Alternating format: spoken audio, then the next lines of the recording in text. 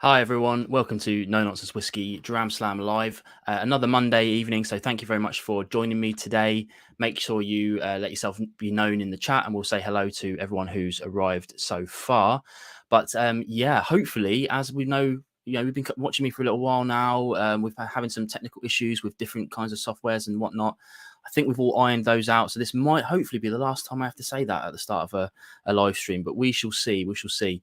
It's also been very, very hot here in the last couple of days. So my little studio has warmed itself up nicely. I've tried to purge it a little bit, but you might be seeing a bit of glisten and a bit of red. But nonetheless, thank you very much for joining me if you are. And of course, thank you for joining me on the replay if that's where you're watching this as well, because it will be available soon after on replay. We've actually got someone in straight away as well. Ben Marnock, thanks very much for joining in. I think it's pretty light on the doors so far today, but it's been a lovely day today. So I imagine that's why people are out watching different things and whatnot. But no worries, no worries. We've got some excellent things on the show today, but I am going to do my quick little 6-second intro and we'll get straight on with the show. See you in a moment.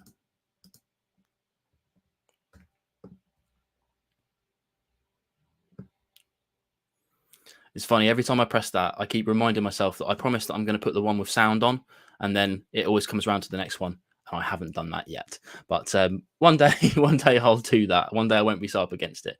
But yeah, in any case, hello to Ben Marnock. He's more than welcome. And of course, Dame Judy Hench, Mitch, thank you very much for coming in, dude. Much appreciated. I think without further ado, then I'm going to bring Rob in, as you've probably seen from the title. So let me click in, and we'll get Rob in the show. There we go. Hi, Rob. How you doing? Hey, Vin. How you going, mate? You all right? Yeah, very well, very well. As we were saying in the pre-show, tired, but that's par for the course these days. That's Monday, right? Monday, right? Yeah, you're looking very well anyway. You're not looking quite as shiny as me, so you must have a nice, cool room up there. I do actually. Yeah, I've been locked away in my office all day doing podcasts, so I am nice and fresh. And yeah, I haven't been out pounding the pavement with bags full of whiskey, sweating and panicking. Yeah. Unfortunately, my day job does have me out and about and sweating a little bit, but I do get to go in some air-conditioned labs sometimes, so it's that's nice. But yeah, coming back out of those, not so great. And we'll talk about your podcast a little bit later on, because hopefully people, if they don't already know about it, they should give it a listen. It's a good one. Cool, thanks, mate. But yeah, welcome to the show.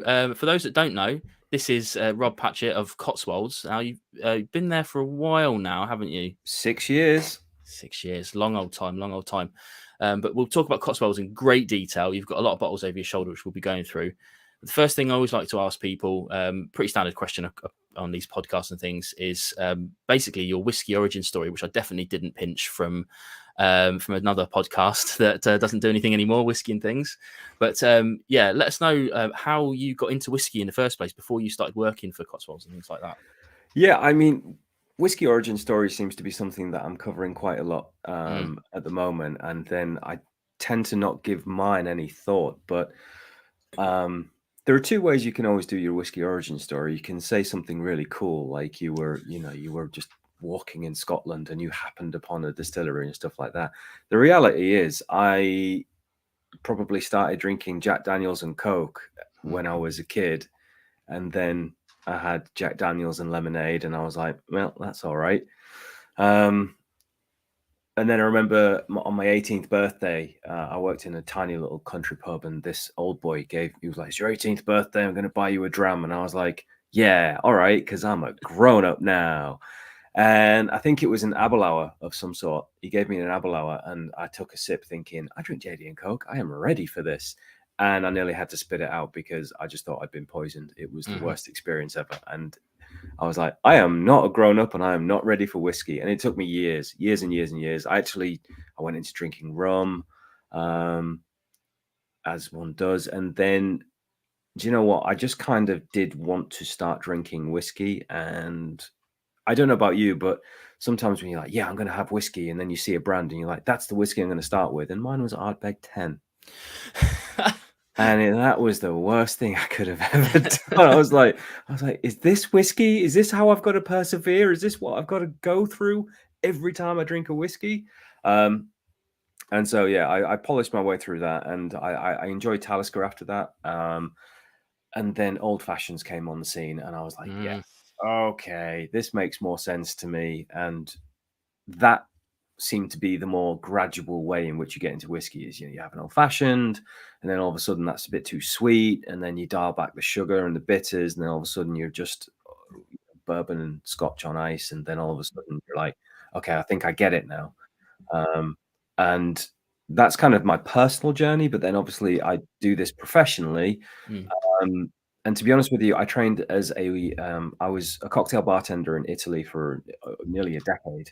Nice.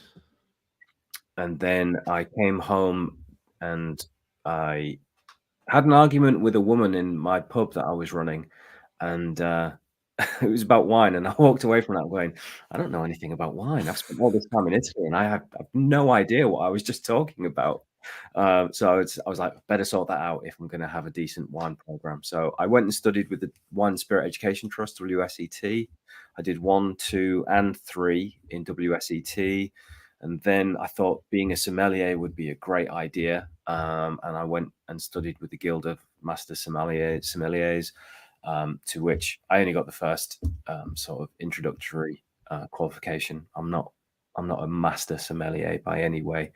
And also by that point, I think after I'd done 4 qualifications in wine, I was like, wow, this is really taking the fun out of wine. And wine, like whiskey, you can pontificate all you want, but at the end of the day, you got to have a laugh, you got to have a crack. And I was going on these wine trips with the sommeliers, and they're all like on the bus going, right, let's all do a quiz. Let's talk about first growth Bordeaux's, their second wines, and then the soil types of those wineries. And I was sat there going, this is driving biscuits. What's going on? I didn't really want to spend my life doing that.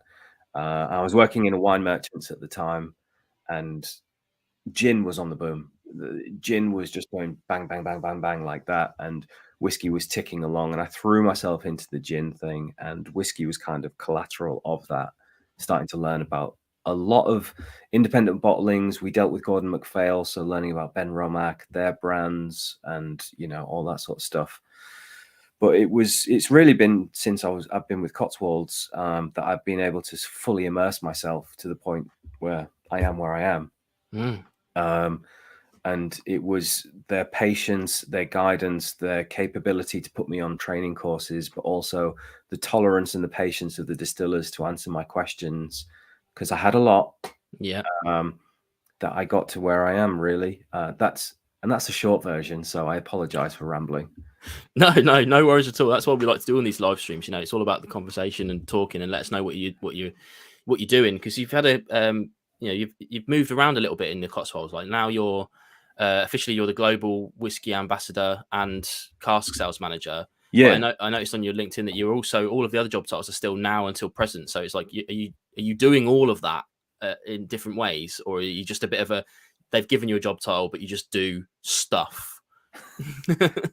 I mean, you just answered the question, really. Yeah. To be honest with you, I mean, Cotswolds, we are still essentially a startup. We've been producing for 9 years, but there is definitely definitely this entrepreneurial spirit and mentality of, if you can do it, then do it. And if you can do it well, then definitely do it. And yeah, I started out 6 years ago just doing the local area. So I was doing pubs and restaurants and little independent shops in the local area.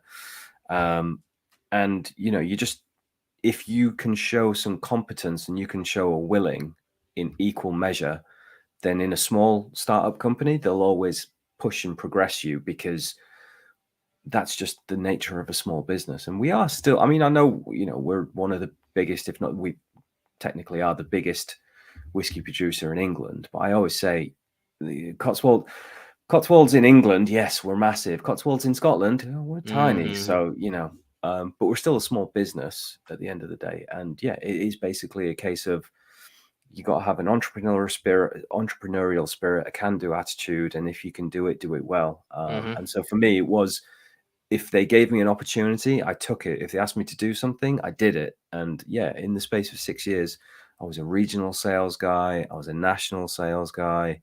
I did prestige in London. I've done wholesale, which was a real eye-opener. After the pandemic, they had me doing wholesale, and that is a whole different ballgame when it comes to the drinks industry.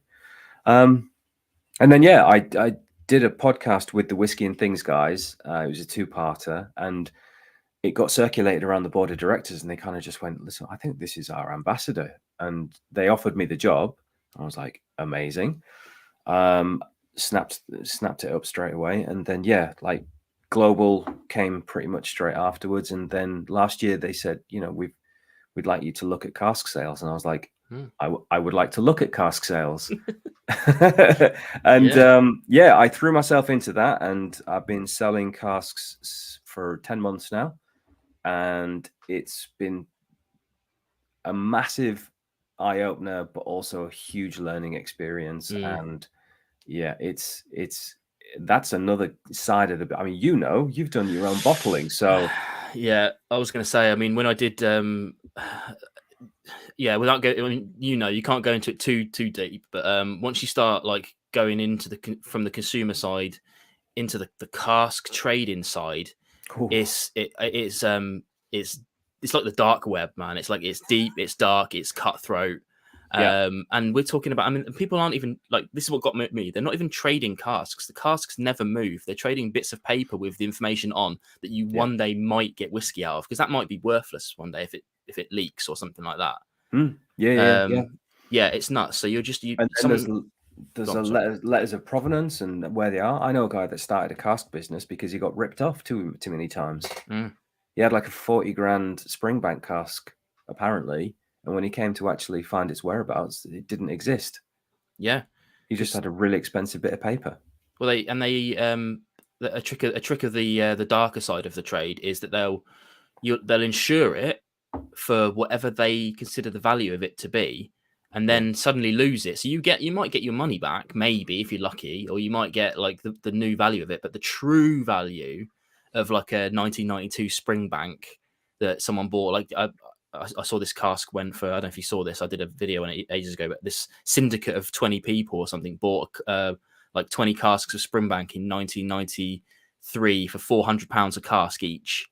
What? And then sold them when they got to 25 years old, obviously for mega bucks. They actually bottled it and sold the bottles, but anyway, yeah. But yeah, it's great. It's a great side of the business, but there are definitely seedy elements to it for sure. Yeah, I get asked all the time, like, should I invest in whiskey? Can you help me invest in whiskey? And I'm like, no way, nope. Absolutely not. Like, you want to invest in whiskey, research for a million years, know who you're dealing with, and have the money that you're willing to lose if you're going to do it. Because if you start saying it's a get rich quick scheme, it ain't. No, 100% not.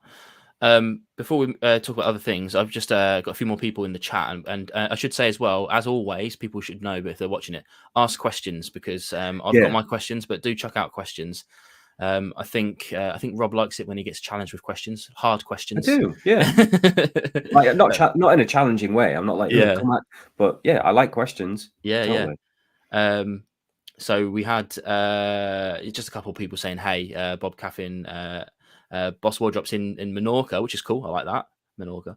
Ben Marnock, who I know is in the trade in a different capacity, he knows some serious stuff about HMRC and things like that. So a lot of his questions come from that sort of angle. And I don't even know what he means here, but he's saying, do you get a DO with Cotswolds Cask? I don't know what DO means. Delivery order? No, DO is like a document of origin. Document of origin. So There you go. I presume that well, yes, you do. Basically, you do get a document of origin when you get a Cotswolds cask to prove that it has provenance. And obviously, when you buy a Cotswolds cask, we store it at the distillery as well.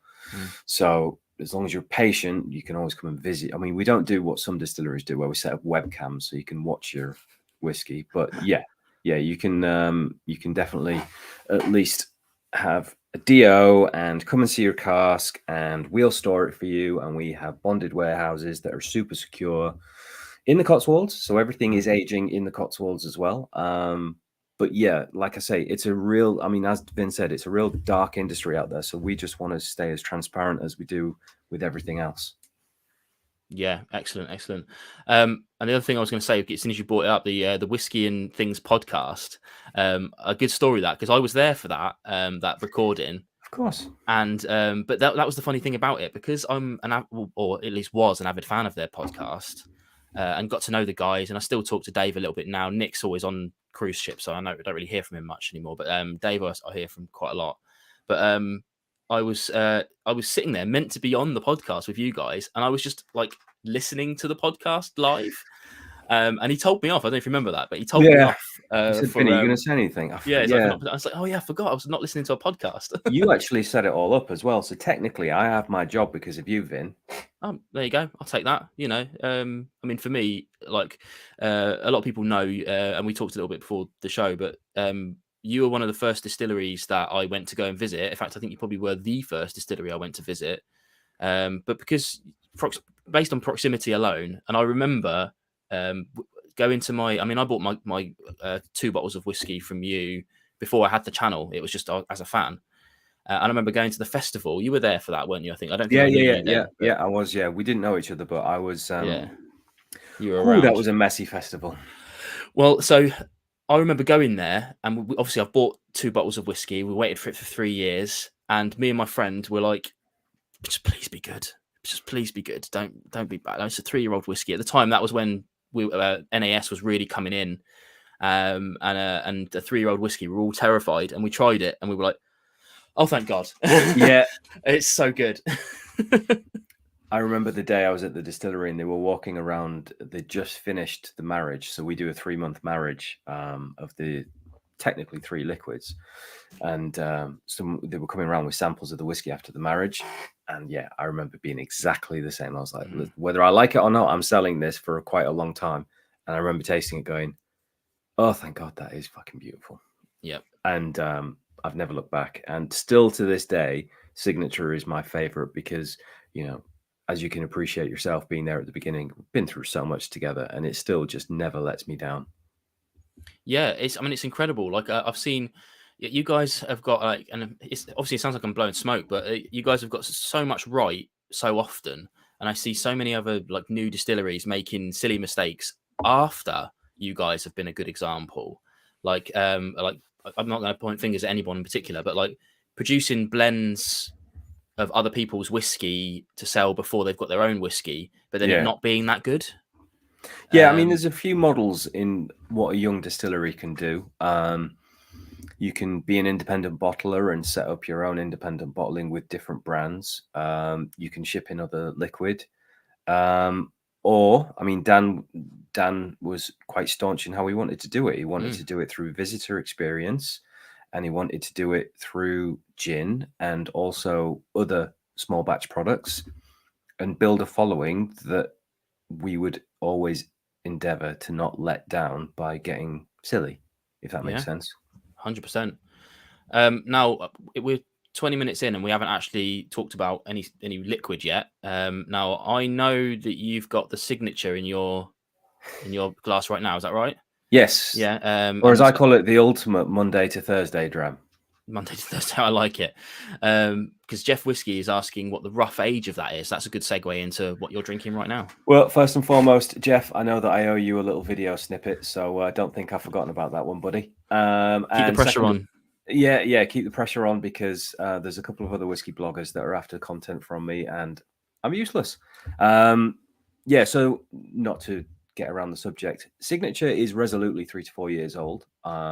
We make no bones about that. The demand of it has been so great over the years that we've tested it at older ages. Don't get me wrong, we have had compositions we've tested at 5 and 6 years old, but we just love how bright and fresh and fruity and beautiful it is at 3 to 4. And yeah, so we don't make any bones about it. Everything else is gradually getting older as it goes, and we can talk about that later. But yeah, Signature is a shining example of making good whiskey without age statement. Yeah, definitely. Are you still doing? It's been a while since I've had a Signature bottle. But are you still doing the harvest year on the bottle, or is that disappeared now? I think for the sake of printing the labels, we don't anymore, but we can always get that information for you. I mean, because the thing is as well, we're still using the same farmers. We're still using Mike and Phil down at Aikman Street Farm. We've used 4 farms so far: Barrington Park Farm, Bradwell Grove, and then Cotswolds Wildlife, and then also now Aikman Street Farm. And Aikman Street Farm has been the farm for quite a long time now, and so we're still very proud that we can trace our barley's journey from field all the way to the bottle. And our barley travels, including being malted down in Warminster, 197 miles. I don't know many distilleries that can tell you. I mean, don't get me wrong, I'm sure Kilcoman are like, oh, ours travels 30 feet. And it's like, all right, I'm happy for you, but we don't own a farm, we own a distillery. So Yeah, and that sort of traceability, because anyone can buy like bags of malted barley if they want, and not really know where it's coming from. So yeah, it's good to know. And Mitch is asking, is that bottle specifically a good starting point for Cotswolds? I would say hell yeah. absolutely, 100%. I actually, whenever I do whiskey festivals and people haven't heard of us, I always call it the ultimate handshake. This is the introduction. This is who we are and what we do, and this is a great place to start. Yeah, absolutely. And it's fantastic as well. I mean, the bottle that I bought, actually over my shoulder, we were talking about that a bit earlier as well. That was 45 quid at the start. And somehow, with some magicry, you managed to reduce the price of it at some point.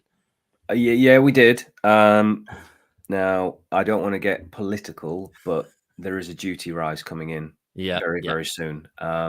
And don't quote me on this, but I can't make any guarantees as to how long it will still stay that like that. 100%. So this isn't an urge for everyone to go out and it is actually go out and buy it while Clean you the can. shelves. Yeah. Because when that duty increase comes in, it's not just us and it's not just that product, but there is a lot of alcohol that's going to go up in price August 1st. And we're all dreading it. Yeah, exactly. We are too, to be honest, even as producers. Yeah, well, it's a tough time. It's a tough time in summer anyway. Like as you guys know, I mean, I'm sure your sales figures are a nice sawtooth, the same as my viewer figures are throughout the years. Up at Christmas, summer dips off. Oh, especially if you're gin though, so that must cover a good old. I mean, to be honest with you, because we're trading in so many international markets, and we've got an amazing sales team that are really, really good at managing the sales forecasts, and also when we do certain activity and things like that, we don't actually find that the summer months are as bad as you anticipate. And gin and whiskey, not exactly, but over the last year have kind of been notching around 50-50 with regards to sales as well. So, historically whiskey was always winter and then you rely on gin, but gin sales in winter are super solid. And actually whiskey sales in summer are, very, very impressive. And like I said, the world markets are very impressive with what they're able to do with English whiskey as well. Good. That's good to hear. I like that. I don't want to hear people struggling.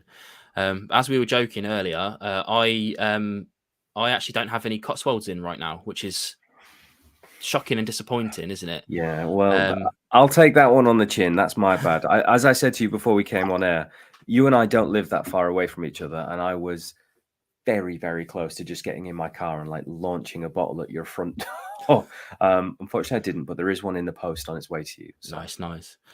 However, I do have this wee little gem, which is getting blown out by my camera, but that's a 2016 new make that I bought a long time ago now. Well, yeah, it would have been about 2017, I guess, because it came with another couple of things. But Yeah. you were saying earlier that that's now a snapshot in time because of the new distillery. Yes. Yeah, that's a really good way of putting it. That is exactly what it is. It's a snapshot in time. Because whether people know or not, we've upgraded our distilling capacity as well as site. So we built a brand new distillery that was complete last November, and we've been distilling on it ever since. So we've taken our distilling capacity from 125,000 liters of pure alcohol up to 500,000 liters of pure alcohol. So we've got a 10,000 liter wash still and a 6,000 liter spirit still. Still Forsyth, still exactly the same spec, just scaled up. But obviously there are certain elements of sorry, I've just seen Greg Butler is filling his own cask tomorrow morning. I was just about Greg, to say that. I might be on site tomorrow, so I'll come say hello. Well done. And you'll be in the new distillery filling it, because that's where we fill the casks now, because we don't have to use a separate facility because we've got a bit more space. But yeah, we've got a brand new distillery, which is so cool.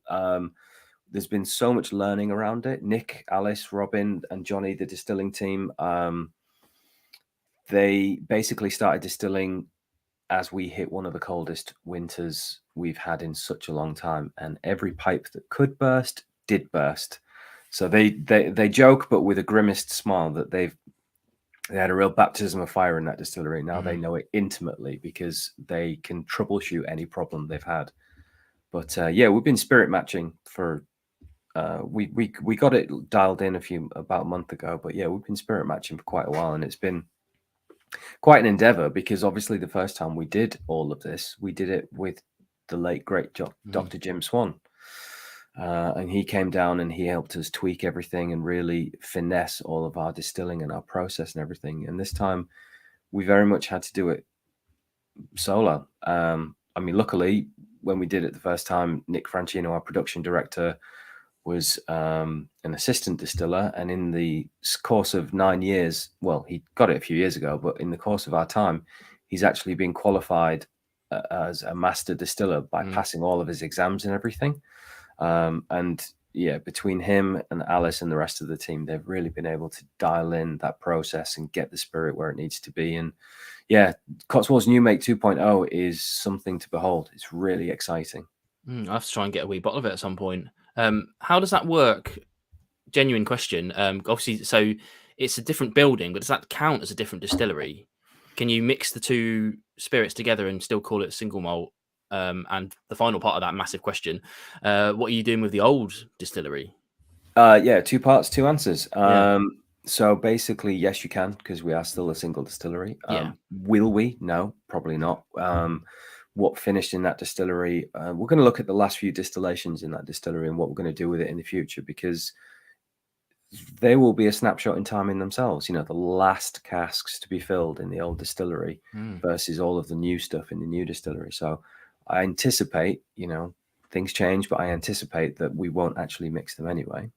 And then second answer is we actually are making rum in the new distillery, and we're making it from a base of cane molasses that is also known as Tate and Lyle's number 3 treacle. Okay. Nice. Yeah, I mean, it's the purest kind of form of cane molasses that you can get. And so we're taking 600 kilogram tubs of it straight from Tate and Lyle, mixing it with 2,000 liters of water. We're adding South African red wine yeast, and then we're fermenting for over 2 weeks.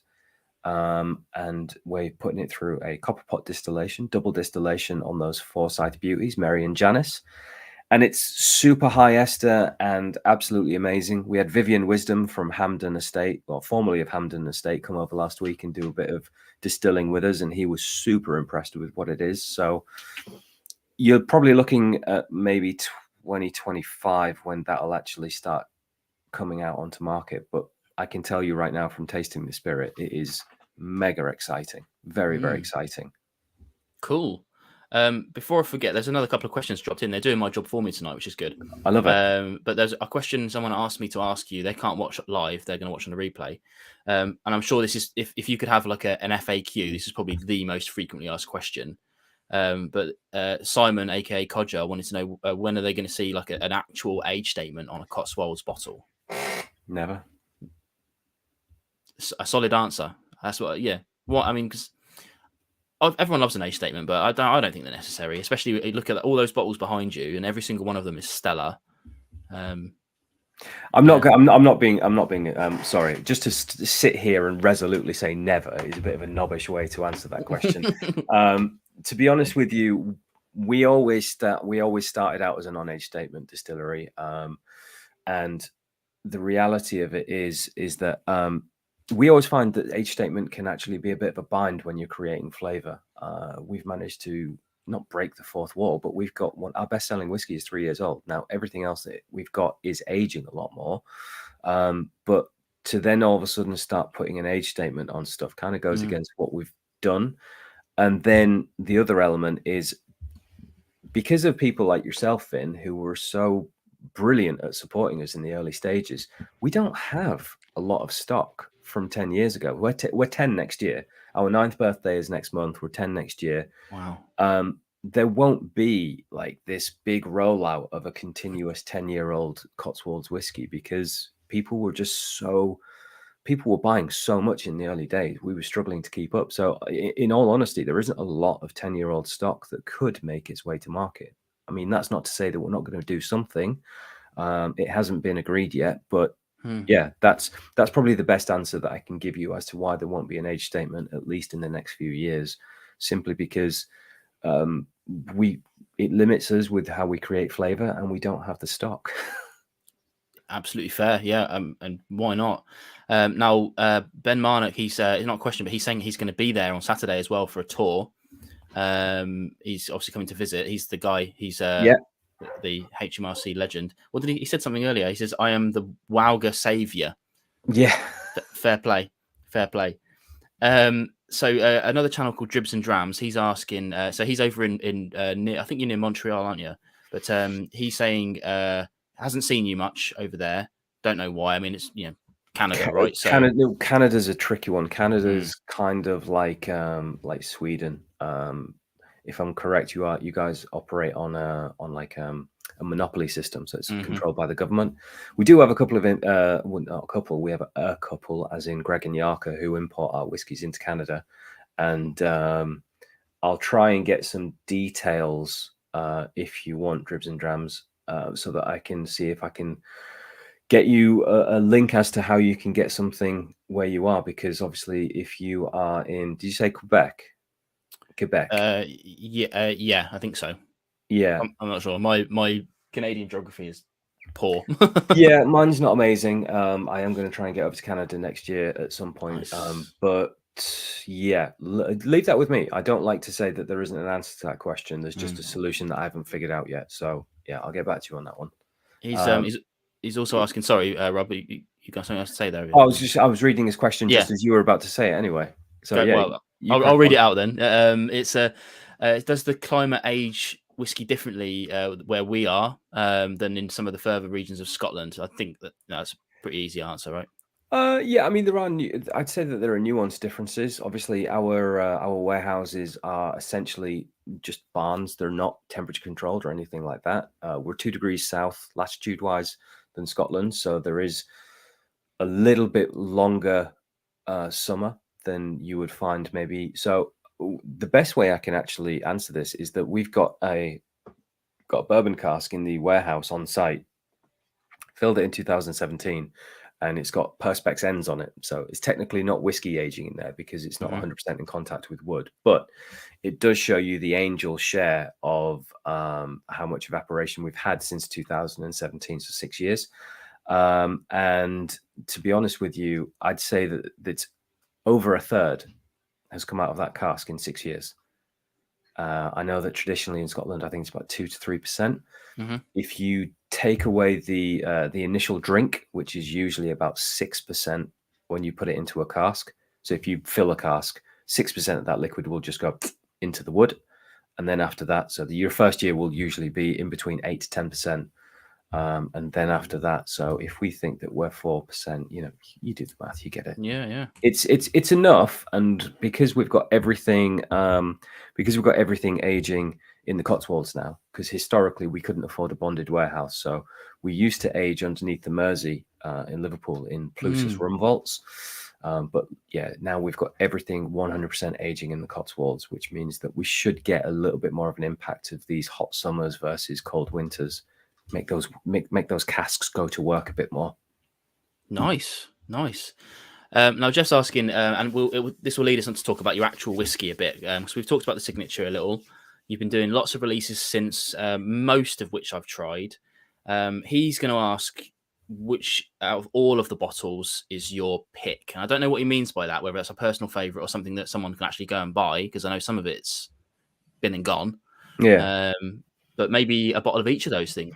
Like, what is your absolute favourite, and what's your regular go-to? Favorite? Well, I mean, okay, so signature for many other reasons besides the flavor. Like I say, I was there when we bottled the first. I was on the bottling line when we did the first ever signature run.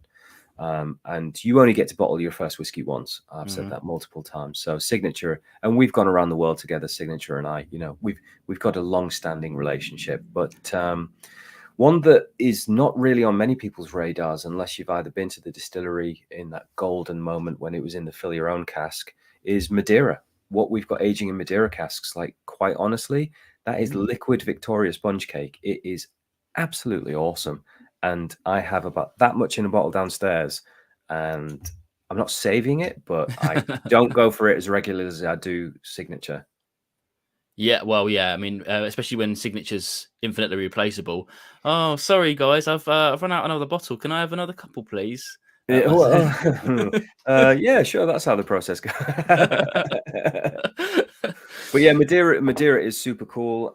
One thing that I have done recently is this little fella here. You can't see it, and the label's pretty small in my lamp and everything. But this is a single cask I've recently done with a bar down in Bath called the Hideout, and it is freshly charred, brand new American oak, so virgin oak charred cask, bottled at 56%.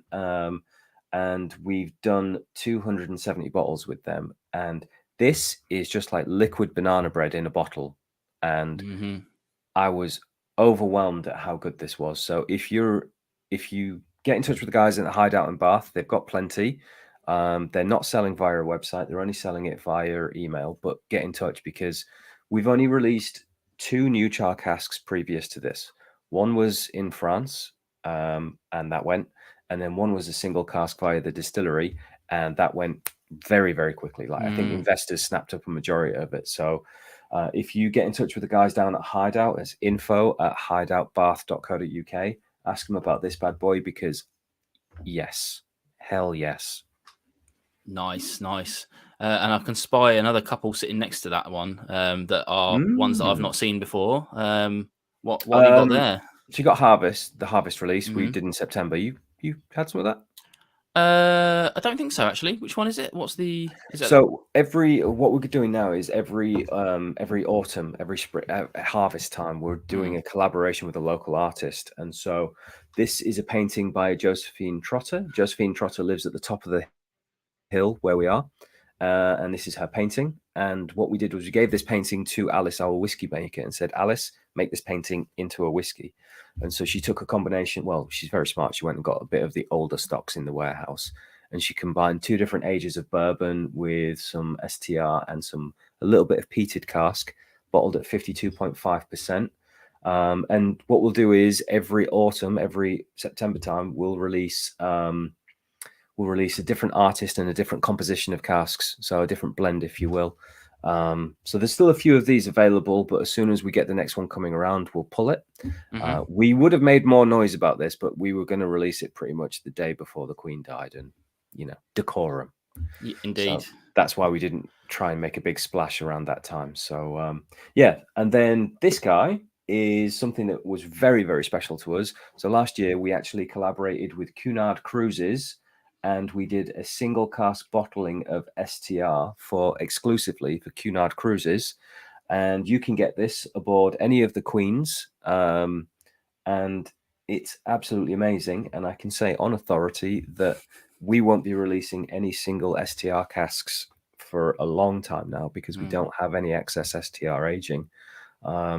So yeah, if you want an STR cask, chances are you might find it with an independent bottler, or you'll have to go and have a cruise, or have a mate that's on a cruise with Cunard. There you go. Yeah, there you go. Some crazy stuff. And I was just clicking around there because I can't remember if I was sent a sample of that Golden Wold. Maybe the PR company you were working for at the time sent them out, but I don't remember it. So I don't think I have tried that. So I got you, Vin. I got you covered. As I said to you before the thing, marketing and PR, don't worry about that. Just text me. Well, yeah. Sometimes I get emails.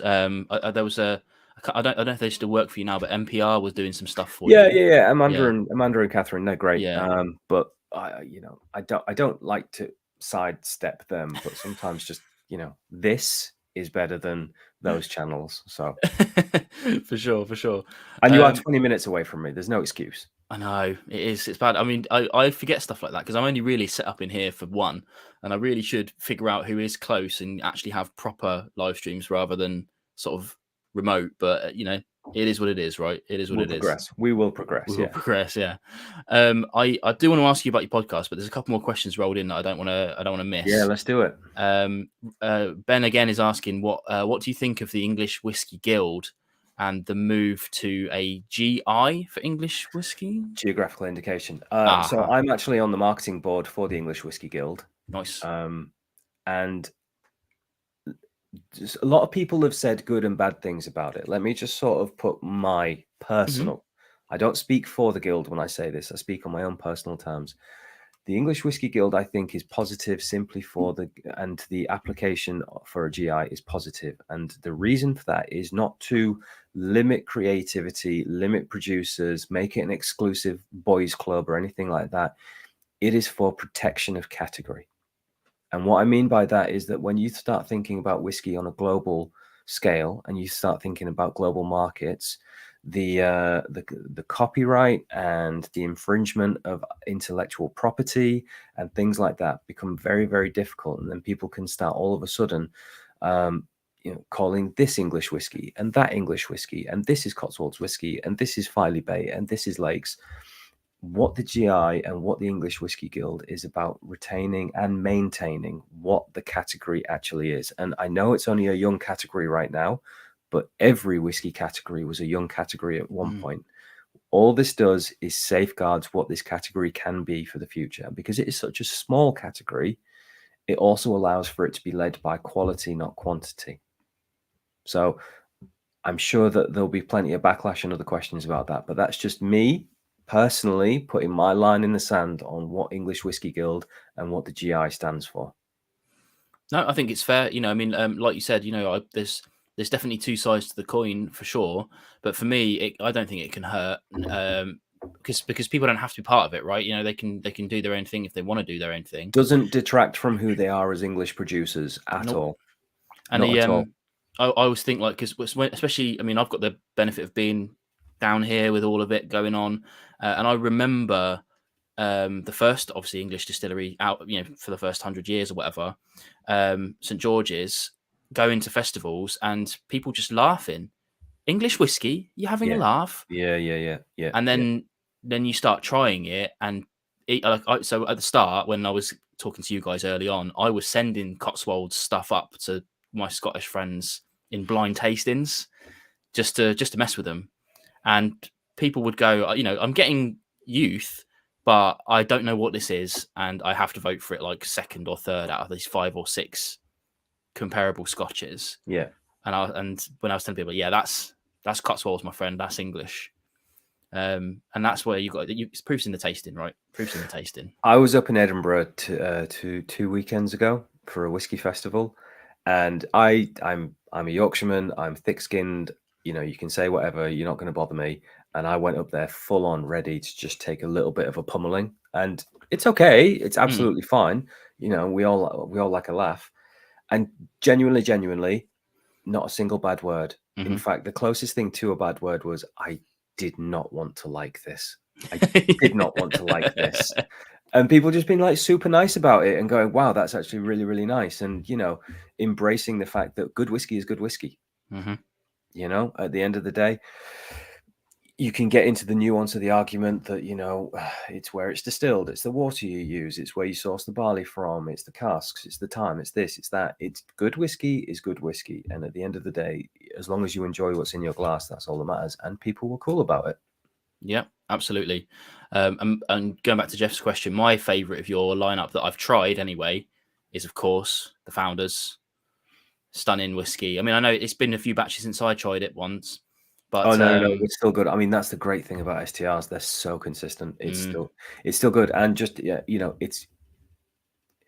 we're now in that point with our STRs, and especially with Founder's Choice, where we're kind of like, do we want to go older? Because we can now cruise into the 7 or 8, 6 to 7, 8, 6, 7 years, that sort of thing. Traditionally, we released it at 3. It then went up to 5. We're still finding that it's consistent as hell. It's just whether we want it to retain its character, because we're now getting into that point where it's not just the extraction of the cask, it's then turning into a sort of, there's oxidization happening and almost over extraction. So we're there's still so much to explore with what our own liquid is doing on site. It's really exciting. Definitely. Well, I guess we should talk about your podcast right then, because I've got a list of things I want to talk about, and I can see time dripping away. But yeah, so you're now doing a podcast that is it's you, but it's kind of like is it fair to say it's sort of made, it's sanctioned by Cotswolds, at least, I guess. Well, they foot the bill. They foot the bill, yeah. But what's the kind of like, what's the pitch for that to people that don't know about it? Yeah, so the distillery are incredible and incredibly patient with me, and they listened to the Whiskey and Things podcast that we did, and they thought that there was definitely some legs there. It's a medium that everyone is using these days, and they said, well, do you want to do it? Luckily, my wife works for a production company, so the contacts and everything were there.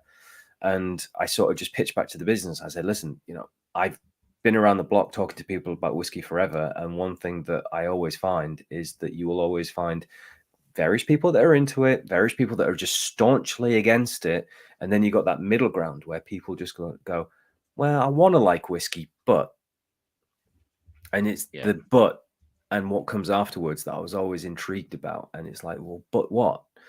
And so that's what I thought would be the best way to engage people with not only whiskey, but also the capability of what whiskey can be for future generations. And so for the podcast, I just wanted to talk to other people within the industry about why people should like whiskey on their terms, so that there are less rules around how they drink it.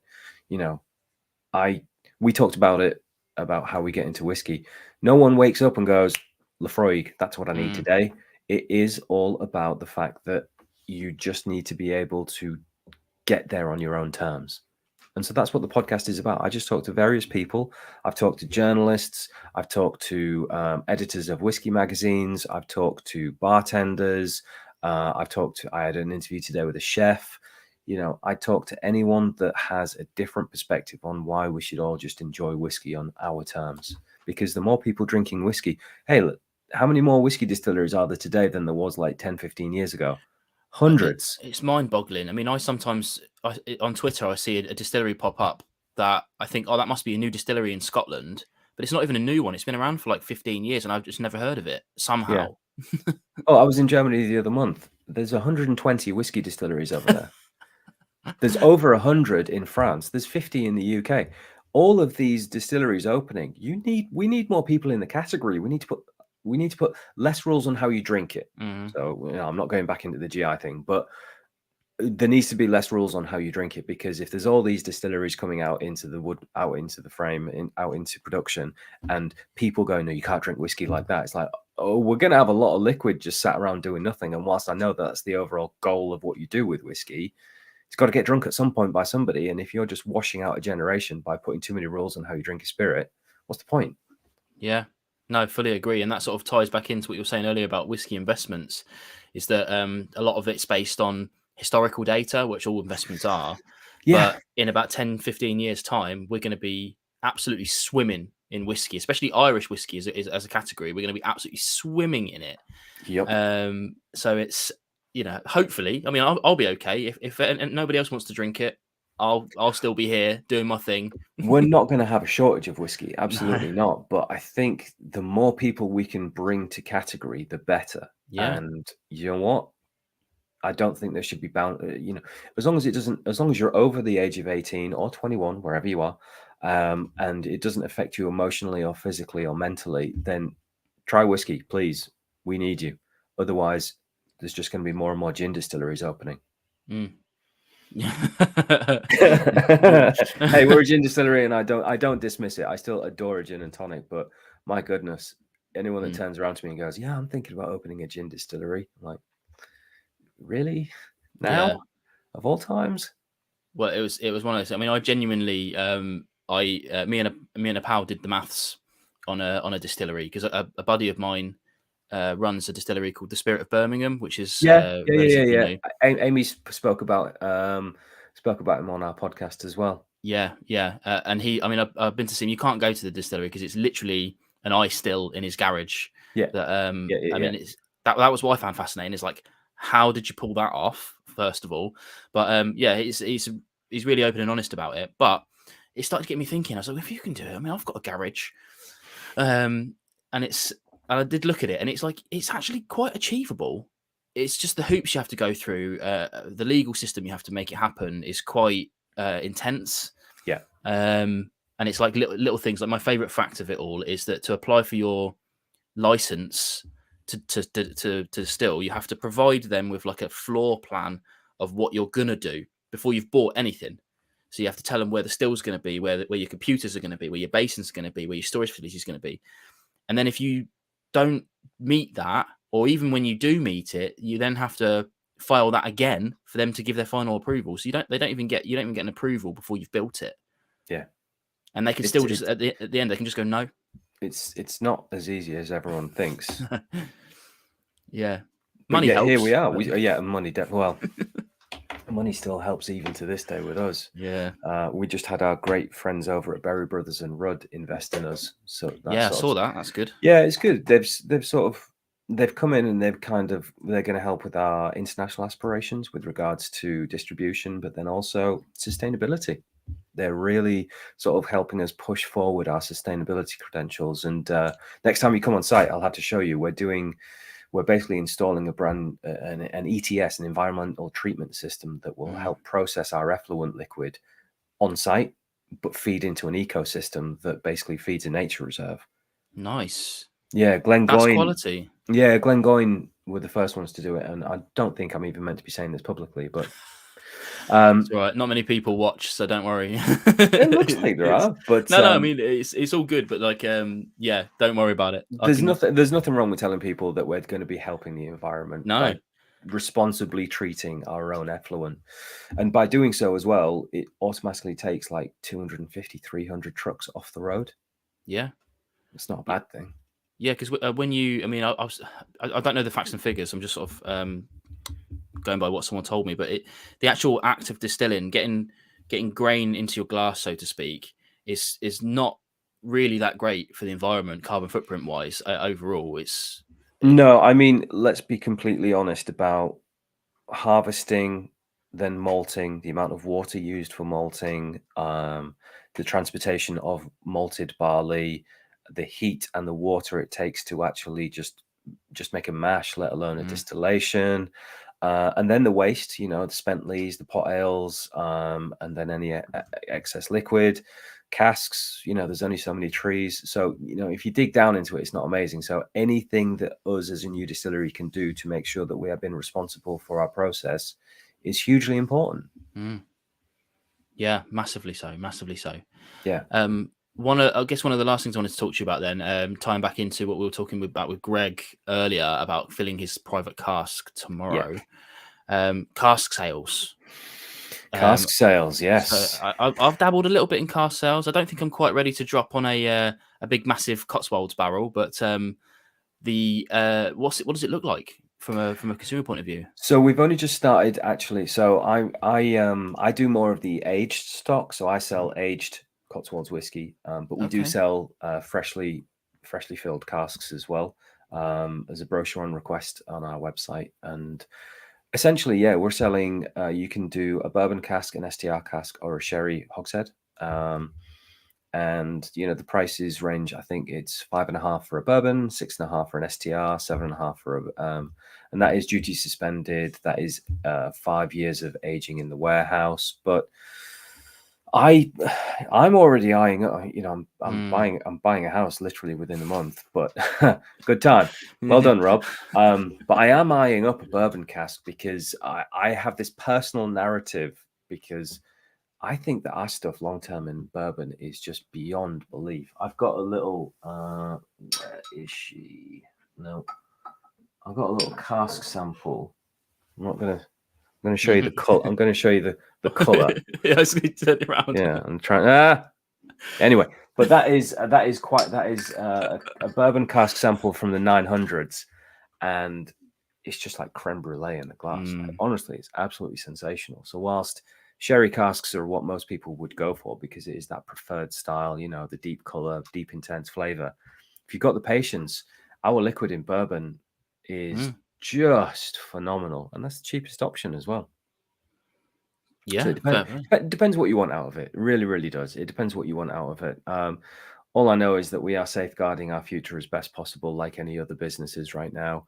And that if you buy one with us, then we'll store it on site. And the accessibility of the stock is good because all of our warehouses are within 5 minutes of the distillery.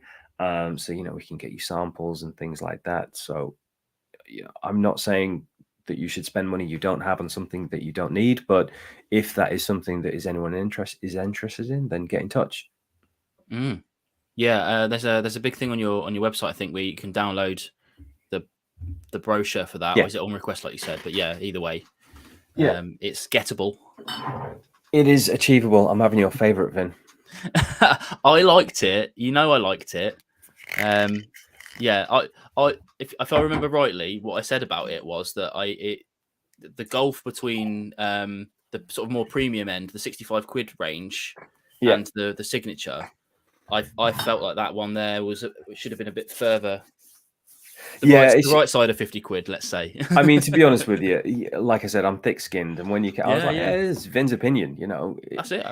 I was called wrong many a times about it as well. If there are people out there that actually get in touch with bloggers and people that do reviews and influencers like yourselves and actually tell you you're wrong, oh my goodness, like what are they doing? It's all a matter of taste. But I always love this just because we called it reserve because it is our older bourbon stocks, and we just used a little bit of STR. Now, when I say our older bourbon stocks, it's still not it's still not like that sample or anything. So to go from something that's so STR dominant to something that's so much more American oak bourbon led does give a bit of a disparity flavor wise. It's almost going like New World Shiraz versus old school Crow's Hermitage. They're two completely different. Anyway, but yeah, cheers everyone. Yeah, cheers. I still have my little bit of new make that I've been sipping through the whole hour. Dude, I feel so bad for not getting you any whiskey. No, don't. I'm going to rectify it. No, it's okay. It's not an expectation. And when I know, but you've always been so good to us. It's just lazy on my behalf. No, it's all good. I always say when I'm sort of booking these things, it I've got can I say? Yeah, I've got Tomatin. I've got I've forgotten his name now. Adamson coming from Tomatin on, and it helps if I don't know the person. I've forgotten his first name. That's awful, isn't it? Matt. I want to say Matt, something like that. Anyway, whatever. Scott Adamson. There you go. Yeah. Got there eventually. It's ticking around. I don't know him. I've never met him. I've seen him on live streams, and he's a lovely bloke. But it helps if I've got some drams to drink along to keep the conversation flowing. Yeah. However, I know you. I've met you many times over the years, so I had no problems whatsoever. I've just been able to just like shoot the shit and talk Cotswolds. Well, I appreciate that, mate. Thank you. I do. So one thing I was going to ask you about is flip reverse. Yeah, exactly. Because we are people of the industry, and the industry has progressed so much over the last few years that whiskey YouTube is a thing, whiskey Instagram, Facebook pages galore, Facebook pages getting taken down, more Facebook pages. I have recently, at the behest of the company, not of my own volition, had to start a TikTok channel. Don't worry, I will not be doing any dancing. Yet. No way. No amount of whiskey will get me on that dance floor. But I guess my question was, and then obviously podcasting, Whiskey YouTube is like, I would say out of all of those platforms that I've just spoke about, I think Whiskey YouTube is probably the biggest one with regards to community. Would you agree? In terms of community, I would say definitely, yeah. I mean, the community comes off of it a little bit into like, I mean, I've got a Discord channel that where my community kind of sits. Oh, okay, right. Stop. What's Discord? Discord, all right. So that it's an incredible piece of software that was originally designed for chat in gaming. So I don't know if you're into gaming or anything like that. No. But basically, probably about 10 years ago, when you couldn't really plug into your controller like you can now, and you used to have a separate headset, and it was crap. It was really bad. Sony had a really bad server. So yeah, long story long, Discord came out, and it was a way to on your phone communicate with people that you were playing games with separately from the game. It was clever. Now it's turned into a bit of a forum, but it's not public. You need to be invited to the servers, and I have it like here, on my other screen, always up. I'm always looking through it, and the key thing is it's moderated by, in this case, me. My personal server is moderated by me. So if you've got like a no nonsense, I've got a no nonsense Discord server, yeah, cool, yeah, and if any knobs turn up, I'll delete them. I love it. So so the community becomes really close knit, I think, and dare I say, friendly. So a lot of people, I know them by their first names. If they want to reveal their first names, you don't have to. Complete anonymity on Discord as well, which is good. But it's basically like if you're sick of like Twitter, the noise of Twitter, which I am, I'm sick of the noise of Twitter. I'm sick of the scrolling on Instagram. Facebook, I don't touch whiskey anymore on Facebook, on my personal Facebook, because I don't know, all the groups were just horrible. So I don't know whether I just haven't joined the right whiskey or the wrong whiskey groups, but I haven't really met that hostility yet. I guess it's because I don't engage with it, especially on Facebook. Yeah, it was the internal groups that were a problem. Like for me, again, I don't want to point at anyone in particular, but like one of the largest ones, Whiskey Tribe, who are also one of the largest YouTube channels. I was part of their Facebook tribe, and it's so massive. It's so unbelievably massive. When I was there, it was 14,000 strong, and that was years ago. But it got to the point where, and I don't want to pick on any demographics, but it got to the point where they weren't talking about whiskey. They were talking about shooting animals and things like that, which is okay if that's your culture. But as a worldwide audience, you've got to be mindful of that. Yeah, and on a whiskey page, like exactly. So I was like, do you know what? This isn't for me. I'm not going to complain about it. If that's what you want to talk about, that's your prerogative. But I'm out. But yeah, that's not really even answering your question. But the YouTube is fantastic. It's done me well. I love it. It's changing, as any YouTube creator will tell you, because YouTube as a company, Google, are trying to latch onto that short form content that's doing so well with like TikTok. And Reels. Yeah, YouTube Short seems to be something they're all pushing towards. Yeah, it's and it like the algorithm. If you know anything about the algorithm, it doesn't favor quality. It favors what I call clicks and eyeballs, right? So you click on a video, fine, and then if you stay and actually watch the video, you get all these kudos in the background of for the algorithm. So people that are just scrolling and watching, that they're getting all the clicks and the eyeballs. So yeah, because attention spans are getting shorter as well. They're getting shorter and shorter, yeah. And long form content, although there'll always be a place for it, and I will continue doing this till the bitter end with one person watching, because I don't really vibe off of short form. I do a little bit of reels, but this is funny because I use a piece of software that AIs my videos like this video here. It AIs it about where the peaks and troughs are, and then says, this is a nice 15-second segment you can make for a short. So I do zero effort into that, and that's the only way I can. Creating content's a nightmare. Yeah. No, so good for you, mate. That's the only way I'll do a reel or a short is if it recommends me a good one, and if it doesn't, if it's crap, the thing it recommended me, I'll just bin it off and I don't bother. Yeah, any of the videos I do, it's usually because I'm stuck in a departure lounge in an airport and I'm bored. So that's, Yeah, if you've ever, little tweak. yeah, literally, yeah, it's either me walking the dogs and doing something real quick to talk about the podcast, or it's me in a departure lounge, bored out of my face, just like, right, okay, let's just dial in and do this. We're not really talking about whiskey now, but I guess this is what whiskey is these days, isn't it? It's YouTube, it's Instagram, it's TikTok, it's Discord, it's all of these things that just weren't even factors 20 years ago when it came to whiskey. Definitely. And the only thing I always like to remind people of is, and most people won't even remember this, but tobacco used to be huge on YouTube. People reviewing cigars. Oh, yeah, of course. But YouTube changed their policy and you could no longer monetize anything to do with tobacco at all across the world. And it killed that industry, the industry of tobacco tube, if you want to call it that, overnight. Because people like ad revenue is nothing, nothing comes in, but it's something. It's so if they decided they weren't going to do alcohol anymore on here, which is a real possibility, yeah, it'll absolutely die. Right. It'll Especially die. yeah. Well, get it while it's good, people. Indeed, and that's why I say I'll be here to the bitter end. I mean, the only reason I started this channel was because people in my personal life were sick of me talking about whiskey, and I was like, well, I need to. I'm enjoying it. I'm enjoying nerding out about it. Yeah. You just want to do it with other people, don't you? Yeah. So that's the only reason I started it. And nearly 7 years later, I've got industry professionals who want to talk to me. So it's mental, absolutely mental. Yeah. Hopefully they're queuing out the door, mate. This is an absolute pleasure. Yeah. I mean, I do one of these every 2 weeks now, and I haven't struggled to book one yet. So it's all right. Yeah. But we'll see. We'll see. All credit to you, mate. All credit to you. Yeah. It's been a ride. It's been a ride, and it'll, and I'm just coming out of that period of time now where my she's turning 3. I've got a bit of headspace back. Yeah. So I'm now trying to push. So, yeah. Yeah, as soon as they reach 3 years old, it's all about pushing on and moving forwards, right? Yeah, absolutely. It's like, yeah. Yeah, self-sufficient, go and look after yourself. Daddy's going in his whiskey room. Exactly. She says, she'll say things like now, she'll see the bottles lying around and she'll go, Daddy's water bottle. And I say, yes, Daddy's water bottle. Yeah, At least 40% water. That's what I like. So, Vin, when are you going to come and see me? Soon.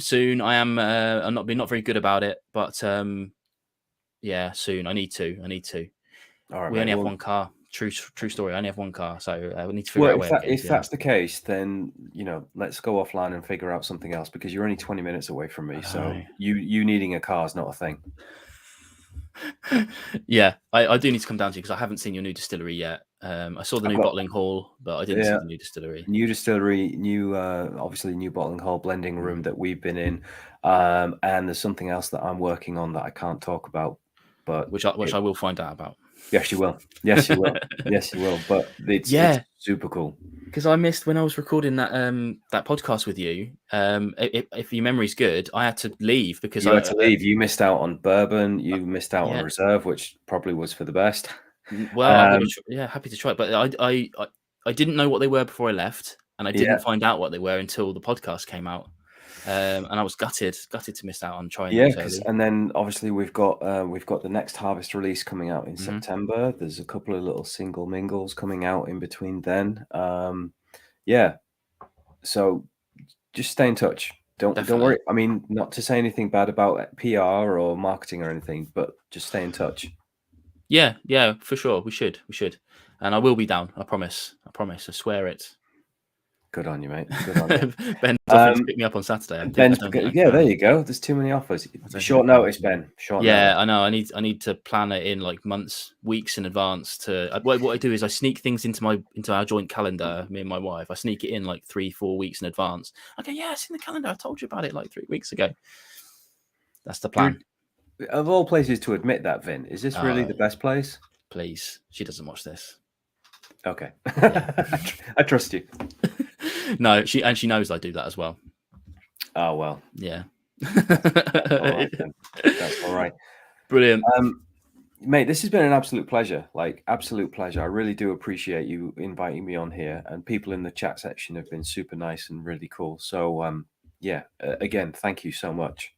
No, you're more than welcome. I guess the final thing is how do people get hold of you? I mean, it should be pretty easy, just Google. But yeah, I mean, to be honest with you, I put it on here, the Cotswolds Rob. So that's me on Instagram. I do have a personal page, but it's just my dogs and me and my wife walking. It's not interesting unless, yeah. So Cotswolds Rob on Instagram, Cotswolds Rob on TikTok, and anything else, just email the distillery, or it's Google, and I'm not exactly a private person. Just get in touch. It's absolutely fine. And worst case scenario, email me and Yeah. I'll forward you one. Because that's happened in the past, right? People have asked me questions about you, and I've gone, I'm going to send that to Rob. Yes, yeah, and for the most part, I do try and respond. If I don't, it's nothing personal. No, I think you've been very responsive, especially to me. So yeah, it's all good. It's all good, man. Right, let's raise one up. Indeed, for the last of my new make. Thanks very much, mate. I'll say cheers to you. Cheers to you, Vin. I'll say cheers to everyone watching. Thanks everyone for giving up your Monday night, and to you, Rob, for giving up your Monday night. And we'll see everyone soon. Yep. Cheers all. Cheers.